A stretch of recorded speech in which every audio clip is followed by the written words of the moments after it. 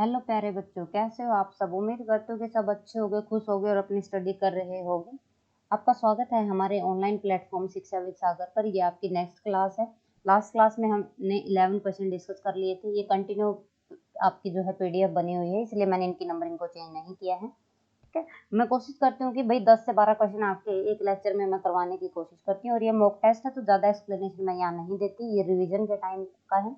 अगर आपको बेसिक से क्लियर चाहिए तो भाई मैं आपके लिए बेसिक वाला बैच भी लेके आ सकती हूँ। आप बच्चों की कमांड के हिसाब से मैं आपको कंटेंट प्रोवाइड कर दूंगी। ठीक है, वरना हम मॉक टेस्ट करेंगे भाई हर एक एग्जाम के हिसाब से।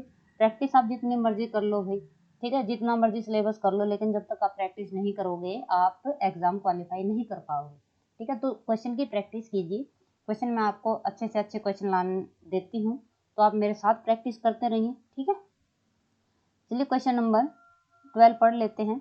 ए, बी और सी किसी खाली टैंक से जुड़े हुए हैं। पहले दो पाइप क्रम से 4 घंटे और 10 घंटे में टंकी को पूरा भर देते हैं और तीसरा पूरी तरह से टंकी को 6 घंटे में खाली कर देता है। यदि तीनों पाइपों को एक साथ खोल दिया जाए तब टंकी आधी भरी हो। टंकी कितनी भरी हुई है भाई? आधी भरी हुई है। तो टंकी को पूरा भरने में कितने घंटे लगेंगे? यहाँ पे आपकी 3 पाइप हैं, एक ए पाइप है, एक बी पाइप है, एक कितनी पाइप आपकी पाइप है? सी है। अब इन्होंने क्या दे दिया कि जो आपकी तीनों पाइप हैं, ए है जो वो क्या करती है 4 घंटे में उसको क्या करती है टंकी को भर देती है। बी क्या करती है? बी उसको 10 घंटे में भर देती है। और सी क्या करती है? 6 घंटे में उस पाइप को क्या कर देती, टंकी को क्या कर देती है? खाली कर लेती है। मैं यहाँ से क्या करती हूँ, जो उसकी टोटल कैपेसिटी है वो कैपेसिटी निकाल लेती हूँ कि जो आपकी टंकी है उसकी टोटल कैपेसिटी कितनी है। 6, 4 और 10 का क्या कर लीजिए आप एलसीएम ले लीजिए, कितना बनेगा? 60। अब टोटल कैपेसिटी कितनी बनी आपकी? 60। अब क्या कीजिए आप, जो ए की कैपेसिटी है यहाँ से ये क्या करता है 4 घंटे में भरता है। टोटल कैपेसिटी कितने की है टंकी की? 60 लीटर की। तो आप इसे डिवाइड कर दीजिए तो क्या आ जाएगी? इसकी एफिशिएंसी आ जाएगी। यानी कि ए क्या करता है 15 यूनिट भरता है भाई आपका कितना? 4 घंटे में। और आपका बी कितना भरेगा? इसको इससे डिवाइड कर दीजिए 6 को 10 से 60 से डिवाइड कर लीजिए, कितना आ जाएगा? 10। और ये क्या करता है? खाली करने का काम। अब आपकी टंकी क्या है? हाफ भरी हुई है। टंकी क्या है? आधी भरी हुई है। तो टंकी आधी भरी हुई है तो 60 लीटर में से 30 लीटर पानी उसमें पहले भरा हुआ है। अब हमें क्या करना है? तीनों पाइपों को एक साथ खोलना है। ये देखिए, ए की कैपेसिटी कितने की है? 15 यूनिट भरने की। बी की कितने की है? 6 यूनिट की। बट सी क्या करता है? 10 यूनिट उसको खाली कर देता है। तो ये कितना आएगा भैया? 30 डिवाइड बाई 11। तो टोटल जो आपकी टंकी है वो कितने घंटे में भर जाएगी? 30/11। तो कौन सा ऑप्शन है भाई 30/11? आपका बी। ठीक है, बी सही आंसर हो जाएगा आपका। चलिए नेक्स्ट क्वेश्चन पे।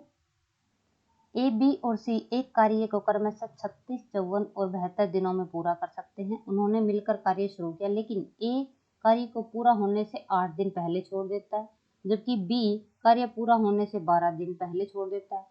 सी ने जितने दिनों तक कार्य किया वह है वो टाइम बताना आपको। A, B and C complete a task in 36, 54 and 72 day respectively. Together they start the task but A left 8 day before the completion of the task while B left 12 days before the completion. The number of day for which C work is. तो C ने कितने दिन काम किया हमें वो calculate करना है। ये देखिए मैं यहाँ लिख लेती हूँ कि A ने, B ने और C ने कितने दिन काम किया। A ने किया आपका कितना? 36 दिन, B ने किया 54 और C ने किया कितना? 72 दिन।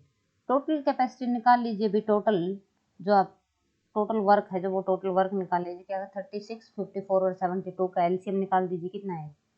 216। इसको इससे डिवाइड करोगे तो कितना आएगा? इसको इससे डिवाइड कर दीजिए। 36 डिवाइड बाय 216 कितना बनेगा? 6। 54 पे कितना बनेगा? 4। 72 से डिवाइड करो तो कितना बनेगा? 3। अब ये देखिए मैं यहाँ पे लिख लेती हूँ कि ए क्या करता है काम पूरा होने से 8 दिन पहले छोड़ देता है। तो ए ने टोटल कितना काम किया भाई? 8 दिन। 8 दिन ए ने कितना काम किया? ए की कैपेसिटी कितने की है? 6 यूनिट काम करने की। ए की कैपेसिटी कितनी है? 6 की। उसने कितने दिन काम किया? 8 दिन। तो क्या यानी कि उसने 48 यूनिट काम किया है।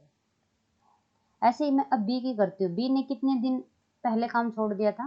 काम खत्म होने से 12 दिन पहले। बी की कैपेसिटी कितने की है काम करने की? 4 यूनिट। तो 4 इंटू 12 कितना हो जाएगा?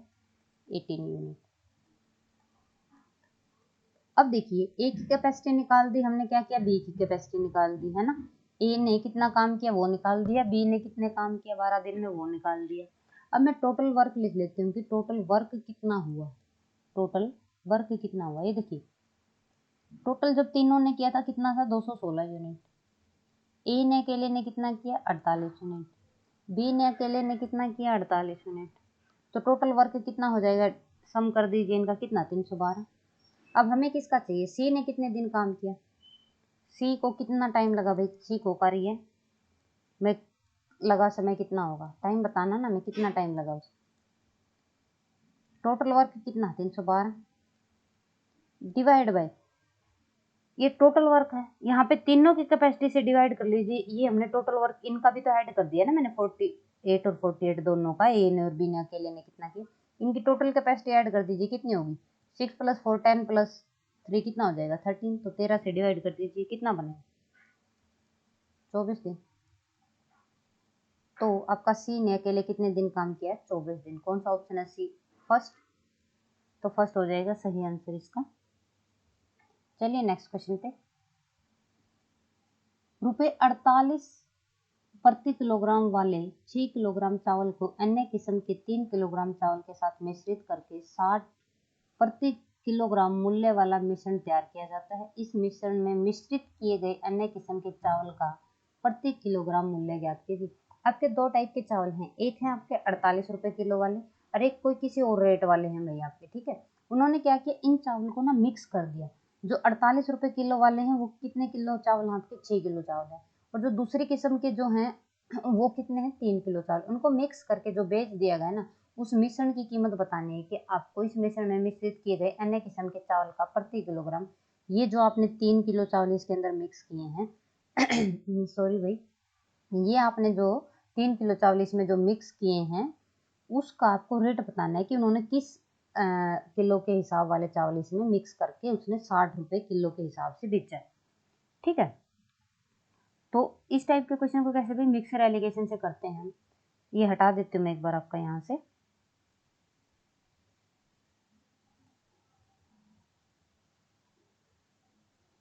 ठीक है, ये देखिए उसने क्या किया 48 किलो चावल थे आपके, कितने थे 48, और मिक्स करके कितने के बनाए हैं 60 के।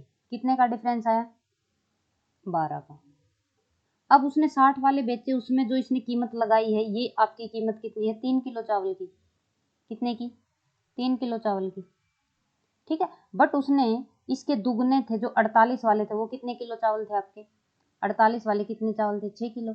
यानी कि इसका क्या करो, ये इसका कितना 4 गुना, तो इसका 4 गुना कितना बनेगा 48, कितना बनेगा 24। यानी कि ये कितने हैं आपके 6 किलो चावल है। अब इसमें से अगर आप इसको ऐड कर दोगे तो कितना बन जाएगा 84, कितना बन जाएगा 84। यानी कि जो आपके उसने सेकंड टाइप के किस्म के जो चावल उसमें ऐड किए वो कितने किलो वाले ऐड किए थे उसने भाई 84 वाले। कितने वाले किए थे 84 केजी वाले, ठीक है। कितने के किए थे 84 वाले। तो कौन सा ऑप्शन है 84 सी, तो सी ही सही आंसर हो जाएगा इसका, ठीक है। चलिए भाई नेक्स्ट क्वेश्चन पे चलते हैं। एक बार फिर से बता देती हूँ मैं आपको, एक मिनट भाई मैं आपका साथ में चार्जिंग लगा लेती हूँ भाई थोड़ा सा, ठीक है। चलिए नेक्स्ट क्वेश्चन पे, तो 84 सी आंसर हो जाएगा सही इसका। क्वेश्चन नंबर 15, श्रीनिवास ने अभी हाल में ही अपने से 4 वर्ष छोटी लड़की से शादी की। 5 वर्ष बाद उनकी औसत आयु 33 वर्ष होगी। लड़की की वर्तमान आयु ज्ञात कीजिए। Srinivas has recently married a girl 4 year younger than him. After 5 year their average age will be 33 year. Find the present age of the girl. उस लड़की की प्रेजेंट एज क्या होगी वो आपको कैलकुलेट करनी है। अब ये देखिए मैं मान लेती हूँ कि जो श्रीनिवास की एज है वो कितनी है एम है, और जिस लड़की से उसने शादी की है उस लड़के की एज कितनी है एम है। अब उसने उससे 4 साल छोटे लड़के से शादी की तो उनकी एज का डिफरेंस कितना है 4 साल, ठीक है। अब 5 साल पहले मैं क्या करती हूँ, 5 साल जो 5 वर्ष बाद उनकी आयु का योग कितना होगा वो निकाल लेती हूँ। ये देखिए कितना होगा 33 एवरेज निकालोगे ना तो उनका योग निकालना, इंटू में क्या हो जाएगा 2, तो कितना बन जाएगा ये 2, ये 6 नहीं भाई, कितना बन जाएगा 66 वर्ष। ठीक है, तो उनकी आयु का योग कितना है भाई 66 वर्ष है। अब वर्तमान में उनकी आयु का योग कितना होगा प्रेजेंट में, ये तो 5 साल बाद की बात है। वर्तमान में उनकी आयु का योग कितना होगा,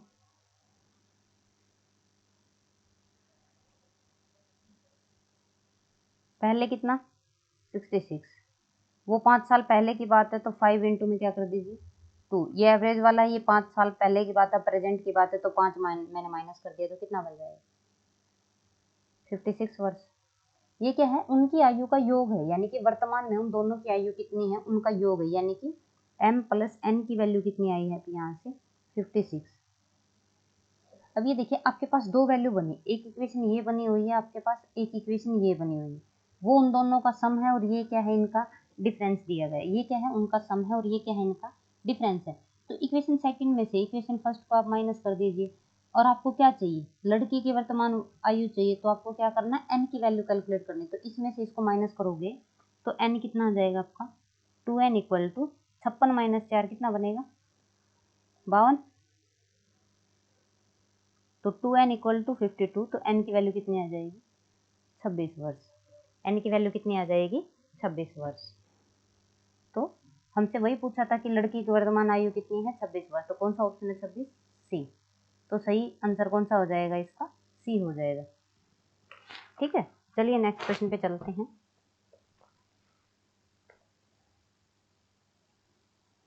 अमर और कोमल की आय का अनुपात दे रखा है आपका 5:1 और उनकी व्यय का अनुपात दे रखा है 2:1। यदि उनमें से प्रत्येक प्रति माह 6,000 रुपये बचाता है तो अमर की आय ज्ञात कीजिए। अमर की आय बतानी आपको कितनी है, यहाँ पे लिख लेते हैं। इस टाइप के क्वेश्चन लास्ट वाली कुछ क्लासेस में भी हुए हैं भैया, आपको थोड़ा सा ध्यान हो तो। ये देखिए ये अमर का है और ये किसका है भैया आपका कोमल का है। यहाँ पे मैं उनकी इनकम की रेशो लिखती हूँ, इनकम की रेशो कितनी है 5:4, और उनके जो खर्च का है, खर्च का जो रेशो है, मैं यहाँ पे उनकी खर्च की रेशो लिख लेती हूँ कितनी 2:1। ये देखिए ये टोटल इनकम, इसमें से मैं अगर उनका खर्च माइनस कर दूँ, टोटल इनकम में से उनका खर्च माइनस कर दूँ, तो यहाँ से उनकी बचत की रेशो निकाल सकती हूँ। इसकी बचत की रेशो कितनी आएगी 3, और इसकी बचत की रेशो कितनी आएगी 3, यानी कि इनकी रेशो कितनी बनेगी 3:3। बट आपको यहाँ पे दिया है कि उनकी जो बचत है वो कितनी है 6,000 रुपये, तो मैं ये यहाँ से ये लिख सकती हूँ कि 3 यूनिट जो बचत है, ये 3 यूनिट लो, या ये दोनों की बचत उन्होंने कितनी बताई है 6,000, यानी कि 3 यूनिट की जो वैल्यू है वो कितनी है 6,000 रुपये। ठीक है, तो एक यूनिट की वैल्यू कितनी आएगी, एक यूनिट की वैल्यू कितनी आएगी 3 से डिवाइड कर दीजिए इसको, कितनी 2,000 रुपये। ठीक है, अब आपसे पूछा क्या है कि उनकी अमर की आय बतानी है कि अमर की आय कितनी होगी। अमर की आय कितनी है 5 यूनिट, तो 5 यूनिट की वैल्यू निकाल दीजिए, कितनी होगी 5 इंटू 2,000, कितना आ जाएगा 10,000 रुपये। तो कौन सा ऑप्शन है 10,000 रुपये डी, तो सही आंसर कौन सा आ जाएगा डी। चलिए नेक्स्ट क्वेश्चन पे। आपके 3 डिस्काउंट दिए गए हैं 10%, 15% और कितने का भाई 20% की क्रमबद्ध छूट दी गई है। राशि की एकल छूट बताइए। Successive discount of 10, 15 and 20 amount of a single discount कितना बनेगा। इस टाइप के क्वेश्चन आप क्या करते हैं, पहले 2 डिस्काउंट ले लीजिए। पहले मैं लेती हूँ आपका 10 और 15% का। 2 डिस्काउंट पे आप सक्सेसिव वाला फॉर्मूला लगा दीजिए, माइनस कितना बनेगा 10 इंटू 15 डिवाइड बाई 100, ये बनेगा आपका 25 माइनस 1.5 यानी कि 23.5। अब एक डिस्काउंट ये है और एक आपका कौन सा बचा हुआ है 20% का, एक कौन सा बचा हुआ है 20% का। तो अब ये 2 डिस्काउंट लेके एक सिंगल डिस्काउंट फिर से निकाल लेते हैं, कितना बनेगा 20 प्लस 23.5 माइनस कितना बनेगा 20 इंटू 23.5 डिवाइड बाई 100, ये बनेगा आपका 43.5 माइनस 47 डिवाइड बाई 10, ये बनेगा आपका 43.5 माइनस 4.7। ये इसके नाम का पॉइंट लगा दीजिए भैया, ठीक है। इसमें से माइनस करेंगे तो ये बनेगा आपका 38.8%। कितना बना? 38.8%। कौन सा ऑप्शन है 38.8? फर्स्ट। तो सही आंसर कौन सा आ जाएगा? फर्स्ट, ठीक है। चलिए नेक्स्ट क्वेश्चन पे बढ़ते हैं। एक विक्रेता 1 दर्जन पेंसिल 25 रुपये में खरीदता है और 5 पेंसिल के लिए 12 रुपये के हिसाब से बेचता है। कोई विक्रेता है क्या करता है, 1 दर्जन पेंसिल 25 रुपये में खरीदता है और 5 पेंसिल के लिए 12 रुपये की दर से उनको क्या कर देता है, बेच देता है। तो आपको क्या करना, लाभ या हानि प्रतिशत ज्ञात करना। ये देखिए 1 दर्जन यानी कि 12 पेंसिलें, कितने में? 25 रुपये में। कितने में? 25 रुपये में। और 5 पेंसिलों के लिए क्या करता है भाई, 12 रुपये के हिसाब से दे देता है। कितने के? 12 रुपये की दर से देता है। क्रॉस मल्टीप्लाई कर दीजिए, कितना आएगा? क्रॉस मल्टीप्लाई कर दीजिए, कितना बनेगा? ये बनेगा आपका 25, 125। और इनका कितना बनेगा? बारम्बार 144। इनका कितने का डिफरेंस आया यहाँ? 144 माइनस 25। लाभ परसेंटेज निकालती हूँ, कितने का डिफरेंस आया? 19 रुपये का। कितने पे आया? 125 पे। इंटू में क्या कर दीजिए 100। कितना बनेगा? ये 5 से जाएगा 20, 5 पे 2 5, फिर से 5 पे, तो ये कितना बनेगा? 19 से ही 4/5। तो कंप्लीट जब इसको आप सोल्व करोगे तो ये बनेगा आपका 15.2%। और पॉजिटिव आया है तो ये क्या हुआ है भाई, आपको प्रॉफिट हुआ है, ठीक है। हमें पता है ना CI आपका जो CP है वो 125 और SP आपका 140 है, तो उसको ऑब्वियसली बात है भाई क्या हुआ है, लाभ हुआ है। तो कौन सा ऑप्शन है भाई 15.2% प्रॉफिट? सी सही हो जाएगा इसका, ठीक है। चलिए नेक्स्ट क्वेश्चन पे। एक जीवाणु की आबादी पहले 10 मिनट में कितनी भाई? पहले 10 मिनट में 6% और फिर अगले 10 मिनट में 10% की दर से बढ़ती है। 20 मिनट के अंत में जनसंख्या में कुल वृद्धि कितनी होगी? आपको क्या है, अंत में वो पूछा गया है कि कितनी वृद्धि होगी। फॉर्मूला क्या होगा आपका? अब इस टाइप के इंक्रीमेंट होता है तो फॉर्मूला बनता है आपका XY plus XY divide by कितना, 100, ठीक है। अब 20 मिनट में एक सिंगल डिस्काउंट निकाल लेते हैं। क्या करते हैं, 20 मिनट में इन्होंने ये पूछा ना कि 20 मिनट के अंत में जनसंख्या में कुल वृद्धि कितनी होगी, 20 मिनट में बताना है। तो पहले में कितना आपका 6, दूसरे में कितना आपका 10 यूनिट प्लस 6 इंटू में 10 डिवाइड बाई में कितना 100, कितना बनेगा ये 16 प्लस 0.6 कितना बनेगा 16.6, ठीक है। कितना बनेगा कंप्लीट 16.6%। तो कौन सा ऑप्शन है? डी। चलिए नेक्स्ट क्वेश्चन पे। चलिए आज की क्लास यहीं तक, कल फिर मिलते हैं नेक्स्ट क्लास में। तब तक पढ़ते रहिए और चैनल को सब्सक्राइब कर ले भाई साथ में, शिक्षा विद सागर आपका। ये देखिए मैंने यहाँ पे आपका ऐप लगाया गया है भाई। अगर किसी को ना समझ आए तो आप SWS से भी क्या कर सकते हो, सर्च कर सकते हो। अगर आपको वीडियो पसंद आए तो लाइक भी कर दीजिए भाई, बहुत मेहनत लगती है वीडियो बनाने में, ठीक है। तो आप वीडियो को लाइक कर दीजिए भाई, और साथ में SWS शिक्षा विद सागर के नाम से आपको चैनल सब्सक्राइब भी कर लेना है, ठीक है। थैंक यू भाई।